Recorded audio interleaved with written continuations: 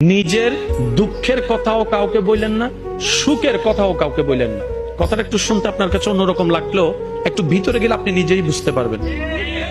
আপনি নিজের মনের দুঃখ কষ্ট সহ্য করতে না পেরে হালকা করার জন্য যাকে বলছেন, মনে রাখবেন আপনি তার কাছে কিন্তু কোনো না কোনো ভাবে একটু ছোট হয়ে যাচ্ছেন। এমনও হতে পারে আপনার দুঃখের সে কথাগুলা আপনার সামনে অভিনয় করে যে আপনাকে বুঝ দিয়েছে, সে পিছনে আপনার সেই দুঃখের কথা নিয়ে হাসি ঠাট্টা করতেও দ্বিধাবোধ করে না, এমন অনেক মানুষ আছে। আপনি যাকে দুঃখের কথা বলে মনকে হালকা করার চেষ্টা করছেন, আপনার দুঃখের কথার সে দুঃখটা সে বুঝবে না, কারণ তার সাথে তো সেটা ঘটেনি।